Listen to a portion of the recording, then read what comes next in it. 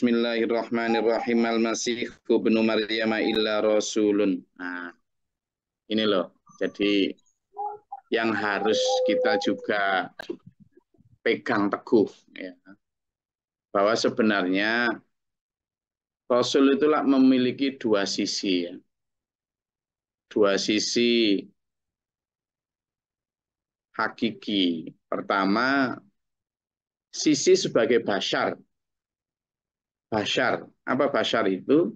Manusia biasa. Manusia biasa. Manusia biasa. Sisi kedua adalah sebagai rasul. Hamba Allah yang mendapat wahyu, hamba Allah yang dipilih untuk menyampaikan risalah. Nah, dua sisi ini, dua hal yang berbeda.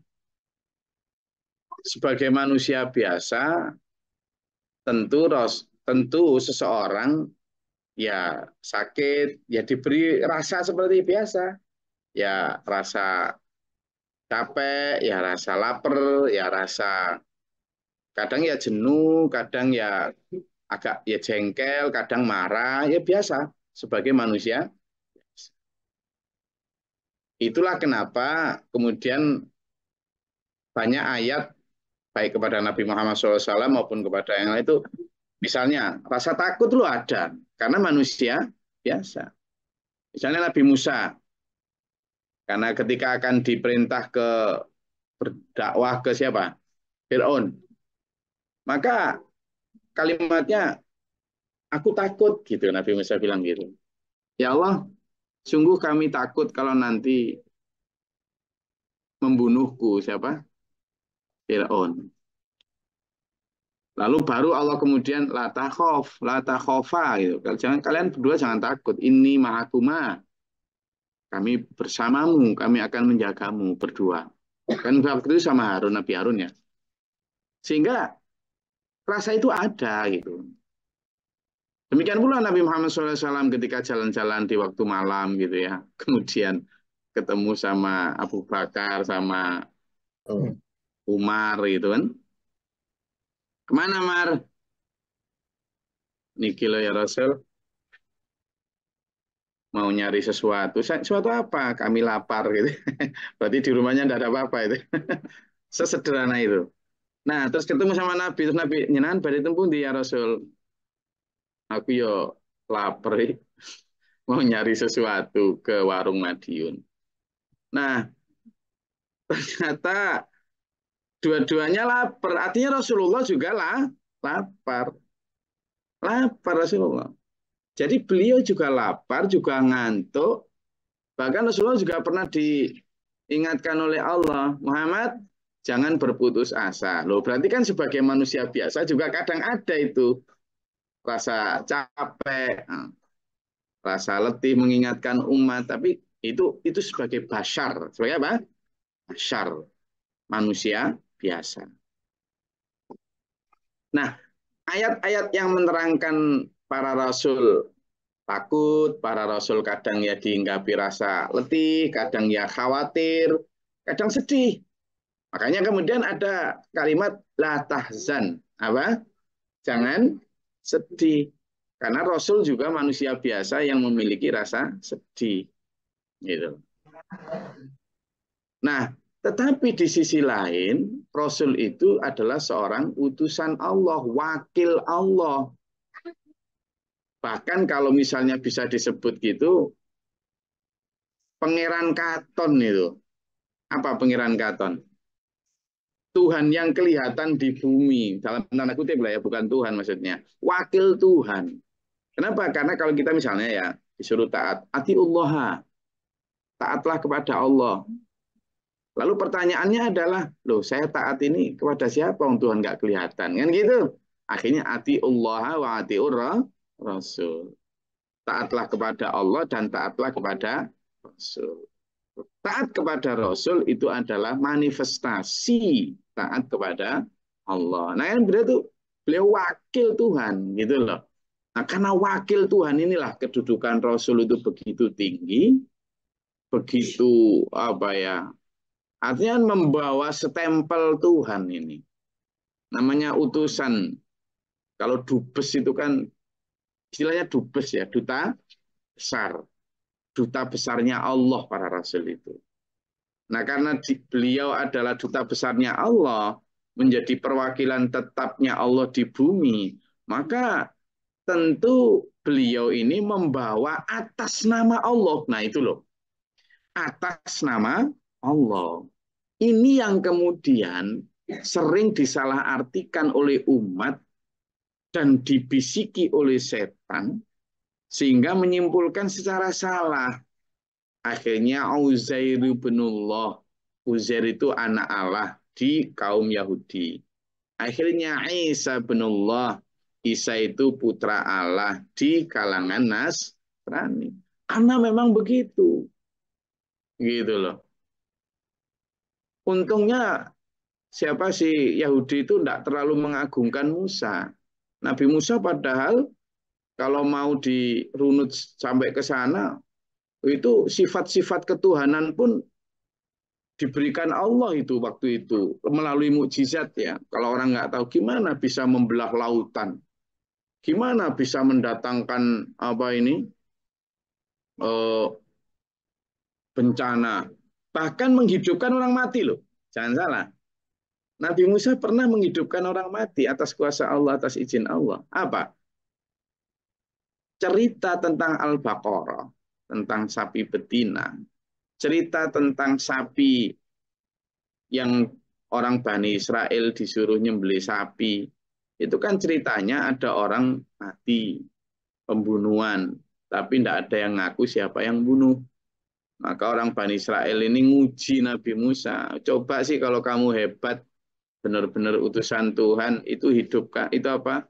Tahu siapa yang membunuh dia. Allah. Nabi Musa berdoa kepada Allah, lalu perintah, suruh mereka nyembelih sapi. Nah, orang Bani Israel, sapi opo? Hmm, sapi lanang misalnya. Gak budal, lanang piye? Umure piro? Sebutno umure sakmene. Terus dia itu warnanya opo? Sebutno warnanya kuning keemasan. Terus takok pengiranmu, iku sapi sing wis tahu digawe membajak sawah atau belum? Opo banyak. Akhirnya di sampai lengkap, baru kemudian mereka hampir saja, kata, hampir saja mereka tidak melaksanakan itu. Akhirnya kemudian disuruh nyembelih. Lalu disuruh nyembelih, kakinya disuruh ambil untuk dipukulkan ke mayat itu. Atas izin Allah, mayat itu hidup.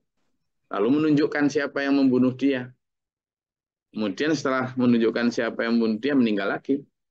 Nah, atas kuasa Allah. Toh. Nah, kalau ini tidak cengkil yang benar, umat ini akan menganggap Nabi Musa ini punya sifat ketuhanan, lalu menuhankan Nabi Musa. Hal yang sama terjadi pada Nabi Isa bin Maryam. Gimana coba? Pertama, lahir tanpa bapak. Coba bayangkan. Pada saat lahir tanpa bapak, di saat kecil, bayi, bayi itu Nabi Isa sudah bisa ngomong. Bayangkan.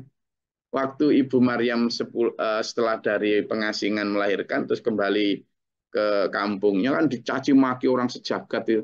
Dasar pezina, dasar pelacur, dasar macam-macam wis.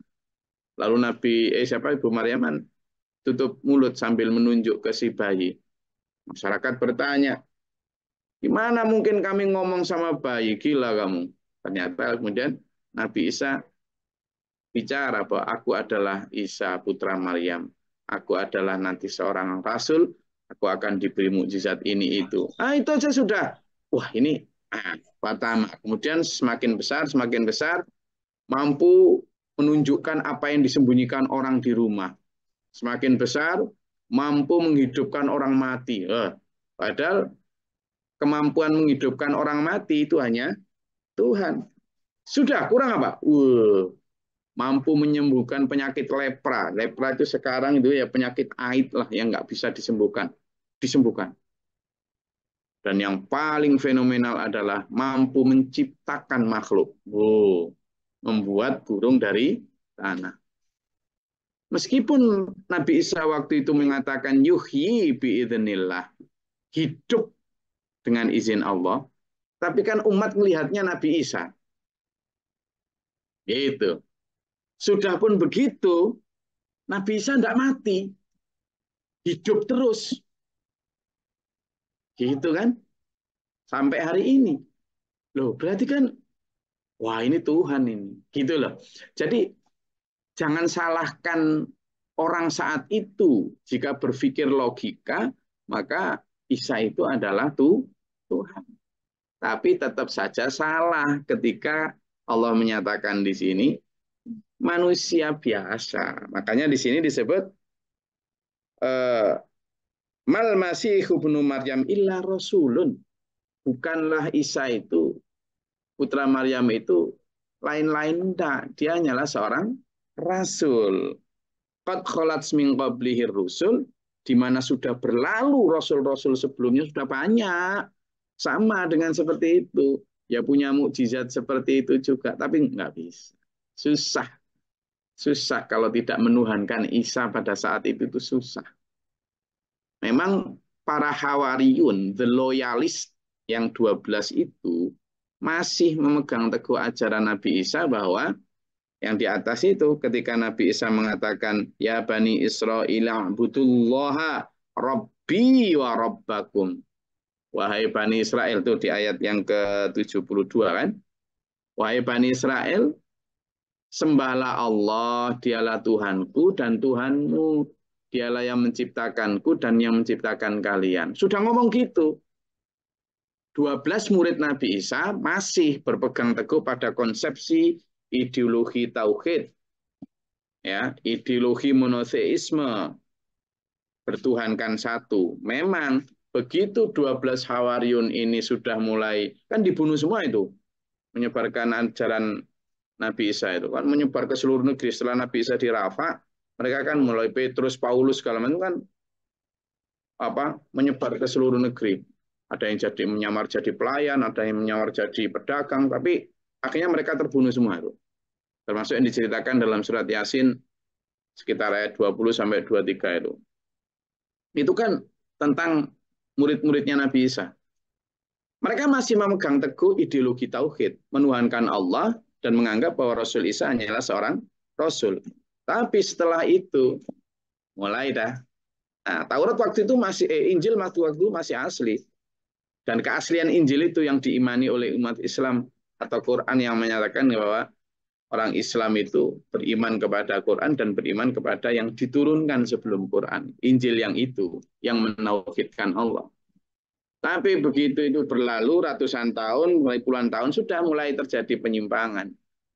Mulai melakukan puji-pujian terhadap Nabi Isa secara berlebihan, ya kan? Isalah sang penyembuh, Isalah sang pemberi hidup, Isalah, kan gitu. Memang benar kan? Nabi Isa, Isalah yang menciptakan, mungkin gitu. Nah, puji-pujian ini yang kemudian semakin lama menyublim, ada sublimasi menjadi pengkultusan. Lama-lama menjadi penuhanan. Nah, ini loh yang bahaya dulu. Nah, makanya kita juga begitu kepada Nabi Muhammad Sallallahu Alaihi Wasallam. Rasulullah Muhammad Sallallahu Alaihi Wasallam tetap menyatakan diri. Ayo kita buka dalam surat Al-Kahfi. Ayo buka. Surat Al-Kahfi ayat 110 masalah. Ya, buka. Tadi belum sempat baca. Biar kita supaya kita tidak terjerumus seperti perilakunya Yahudi maupun Nasrani yang menuhankan Uzair, yang menuhankan Allah.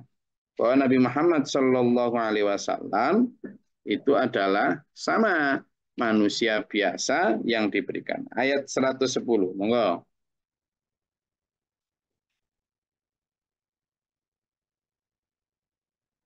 Gini Gus. Bismillahirrahmanirrahim. Katakanlah Muhammad, sesungguhnya aku ini hanya seorang manusia seperti kamu yang telah menerima wahyu bahwa sesungguhnya Tuhan kamu adalah Tuhan yang hendaklah Dia mengerjakan kebajikan dan janganlah Dia mempersekutukan dengan sesuatu pun dalam beribadah kepada Tuhannya. Shadaqallahul adzim. Nah, sehingga itu yang harus menjadi patokan. Ana basyarun mislukum, kata Rasulullah. Ya, kata Nabi itu tuh membatasi itu. Nabi itu dalam hadis itu jelas. Aku adalah manusia biasa. Jangan engkau mengkultuskan aku secara berlebihan. Itu jelas itu Nabi Muhammad. Loh, pada saat hidup saja Rasulullah itu tidak mau dikultuskan terlalu berlebihan. Sudah jelas itu. Jelas. Pada saat wafat, beliau sudah menyatakan, dulu umat zaman Nabi dahulu itu setelah ditinggalkan nabinya wafat, lalu mereka membangun kubur makam-makam nabinya indah megah. Kemudian mereka membuat ritual-ritual pengkultusan di makam-makam itu. Bahkan beribadah di atasnya. Aku, kata Nabi, aku melarang kalian untuk melakukan itu. Itu jelas Sahih Muslim tuh. Nah, kenapa? Karena Nabi Muhammad ingin menjaga kemurnian ideologi tauhid umat ini supaya tidak terjerumus kepada perilaku umat-umat terdahulu yang kemudian kebablasan tidak menuhankan Allahnya tapi malah menuhankan para nabinya. Itulah. Itu dijaga betul sama Rasulullah. Nah, coba lihat lagi nih. Dalam Quran surat Al-A'raf ayat 188. Dalam surat Al-A'raf ayat 188. Monggo, siapa baca? Yang belum baca tadi. Al-A'raf. Al-A'raf itu surat ke-7 ayatnya 188. Sudah ketemu? Siapa, Mas? Monggo. A'udzubillahi minasyaitonirrajim. Bismillahirrahmanirrahim. Katakanlah Muhammad, aku tidak kuasa mendatangkan manfaat maupun menolak mudarat bagi diriku kecuali apa yang dikehendaki Allah. Sekiranya aku mengetahui yang gaib, niscaya aku membuat kebajikan sebanyak-banyaknya dan tidak akan ditimpa bahaya. Aku hanyalah pemberi peringatan dan pembawa berita gembira bagi orang-orang yang beriman. Shadaqallahul adzim. Saya ulang ya, biar terang ya. Ya, saya ulang ya. Katakanlah wahai Muhammad, loh Allah perintah kepada Nabi Muhammad. Aku tidak kuasa mendatangkan kemanfaatan bagi diriku dan tidak pula kuasa menolak kemudorotan kecuali yang dikehendaki Allah. Itu Nabi Muhammad Shallallahu Alaihi Wasallam. Tidak bisa, jangankan mendatangkan manfaat dan kemudorotan untuk orang lain. Untuk mendatangkan manfaat dan kemudorotan bagi diri beliau sendiri loh tidak bisa. Kecuali atas izin Allah. Dan andai kata aku mengetahui yang gaib, tentulah aku membuat kebajikan sebanyak-banyaknya. Loh. Seandainya aku ini tahu hal yang gaib, berarti Rasulullah tidak tahu. Itu loh jujurnya, hebatnya Rasulullah itu. Meskipun sudah dikasih mukjizat segitu banyak, dikasih sebagai wakil Allah di bumi, tapi tidak kemudian mentang-mentang memanfaatkan status itu lalu kemudian ngaku-ngaku tahu gaib padahal nggak tahu. Enggak, Rasulullah jujur sekali untuk mengatakan, enggak, aku enggak tahu, kata Allah. Kata Rasulullah, aku tidak tahu hal yang gaib. Seandainya tahu, aku tentu akan membuat kebajikan yang banyak supaya aku tidak ditimpa kemudorotan. Rasulullah ternyata ya tetap ketika sakit ya sakit. Ketika dilempari batu orang kafir Mekah ya tetap berdarah, giginya tanggal. Gitu loh. Kalau tahu kemudorotan tentu itu terhindarkan. Rasulullah pernah kalah di perang Uhud, kalah gitu loh.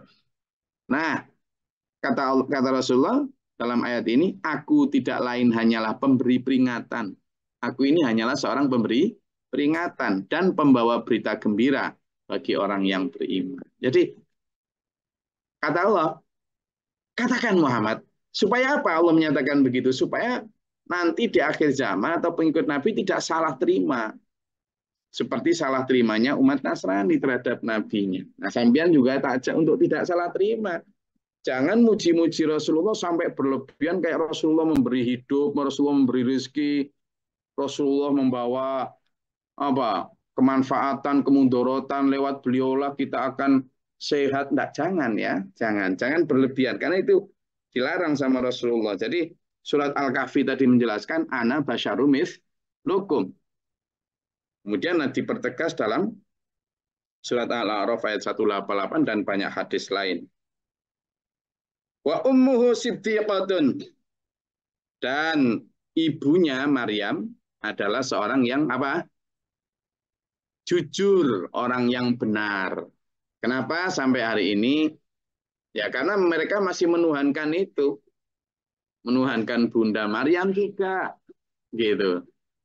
Itu juga kemudian menuhankan Allah, tapi juga menuhankan Isa, menuhankan Ruhul Kudus. Karena yakulani ta'am, mereka itu makan seperti manusia biasa makan. Biasa. Nah, kalau misalnya ditanya, kenapa Allah kok malah mengutus manusia sebagai Rasul?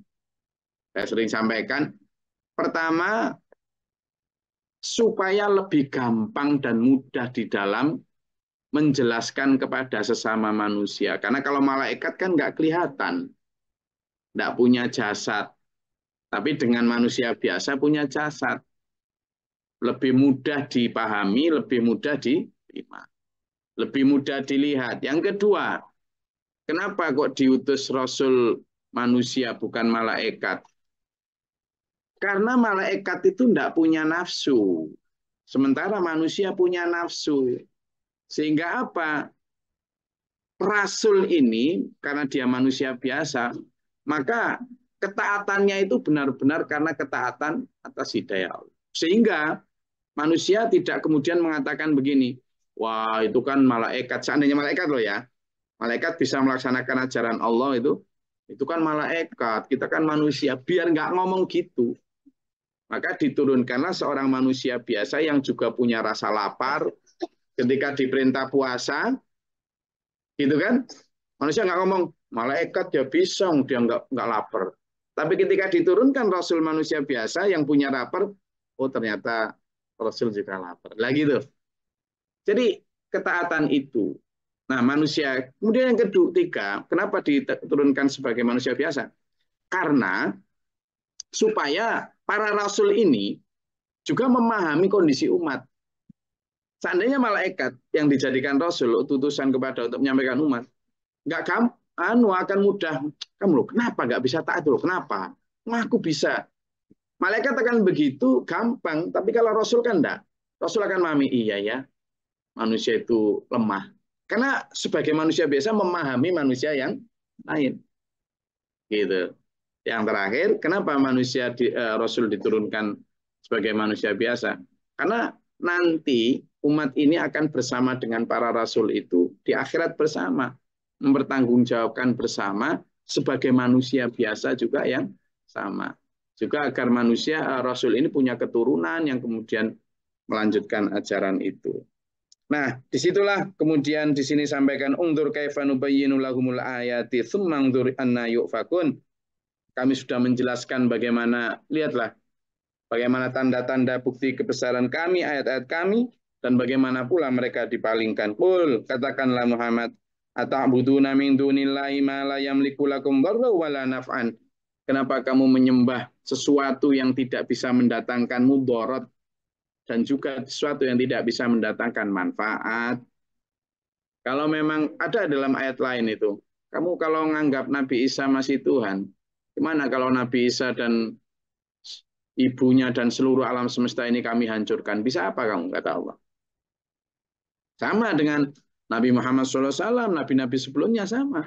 Selalu menyerukan tauhid, tidak pernah menyerukan kultuskanlah aku. Lah kalau sekarang hanya karena anak turun siapa si A si B ngaku tahu hoib ngaku aduh wes ojo ampun percatus nggih. Ampun kok awak mungkin meneh 2 hari lagi kesandung lho yo. kamu ini kayaknya jodohmu ini orang sana, sebelah kidul sana. Wis lah. Ya. Lalu sama misalnya dengar cerita si A si B bisa ketemu Nabi Muhammad tiap hari. Nabi Muhammad sowan ke rumahnya. Wes. Leren, leren. Wallahu wassami'ul alim. Allah Maha mendengar lagi Maha mengetahui. Enggak, kalau ada yang mau ditanyakan silakan. Enggak, silakan. Kalau ada yang mau dinyatakan, disampaikan atau ditanyakan terkait surat Al-Maidah ayat 75-76 ini. Enggak.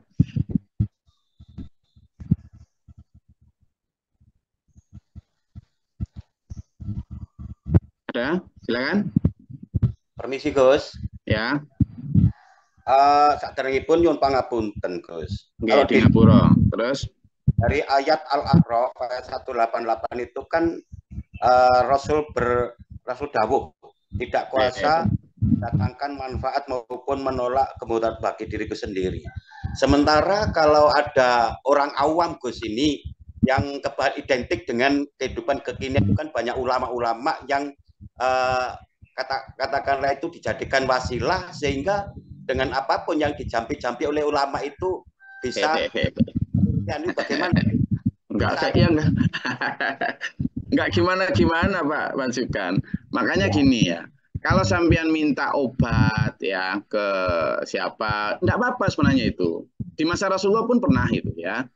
Ya. Kalau sekedar minta obat, minta didoain gitu ya. Itu pernah Rasulullah menyampaikan begitu, air putih, minumlah air putih ini, terus didoain, ya Allah berikanlah keberkahan Gusti dengan obat ini, dengan dedaunan ini, dengan air putih ini, lalu Allah lalu dia berdoa, ya, kemudian ternyata Allah memberi kesembuhan sama itu ya biasa. Para sahabat juga dulu pernah begitu.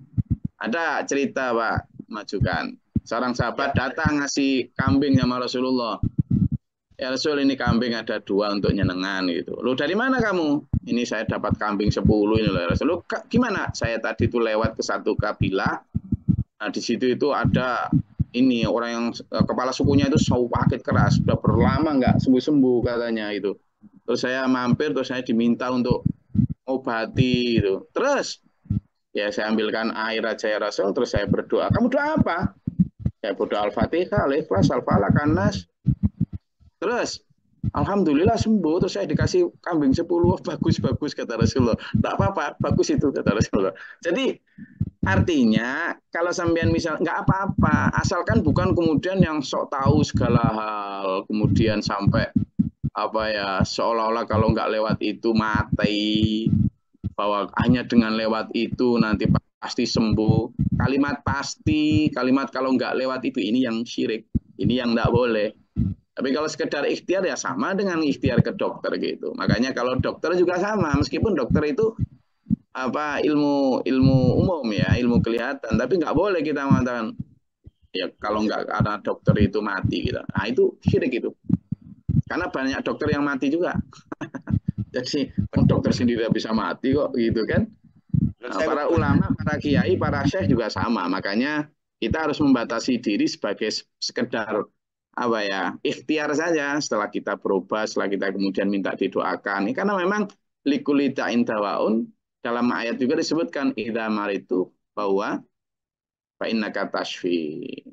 Engkaulah ketika kami sakit, engkaulah yang menyembuhkan kami. Ya enggak apa-apa kalau sekedar itu, tapi kalau sampai kemudian pengkultusan, nah itu yang nah, silakan yang lain, monggo. Bismillahirrahmanirrahim. Izin Gus. Okay. Tentang itu Gus, ada orang yang bukan mengaku, memang dia itu ibaratnya istilahnya tahu itu loh Gus, tahu kayak dikasih kelebihan loh. Tahu sendiri sampai diruqyah aja itu dari jin. Orang itu juga tidak minta, tiba-tiba merasakan gitu. Artinya kayak ke depannya entah bukan sampai berhari tahunnya, yang depannya saat itu kayak ada sesuatu terjadi itu loh Gus. Gimana itu Gus? Apa perlu diruqyah? Apa itu memang kelebihan dari Allah? Enggak, saya rasa enggak ada orang yang tahu begitu. Enggak ada. Itu tambah-tambahan dari jin itu. Kenapa? jin itu selalu mencuri dengar tentang berita-berita langit. Ada dalam satu saya. Coba dibuka Bu Husnul. Jin ini selalu mencuri dengar. Ya, coba dibaca itu. Jadi ada beberapa ayat yang menyatakan bahwa jin itu selalu mencuri dengar dari berita langit, dari coba di ayat surat jin ayat 8 sampai 9. Coba dibaca Bu Husnul.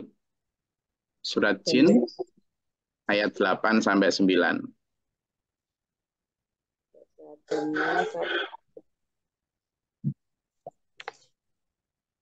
Surat jin.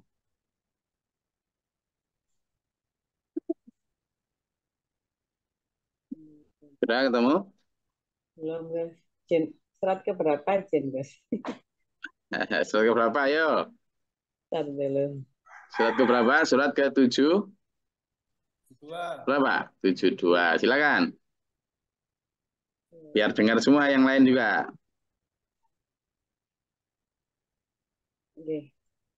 Ayat berapa, guys? Ayat 8 dan 9. A'udzubillahiminasyaitonirrajim.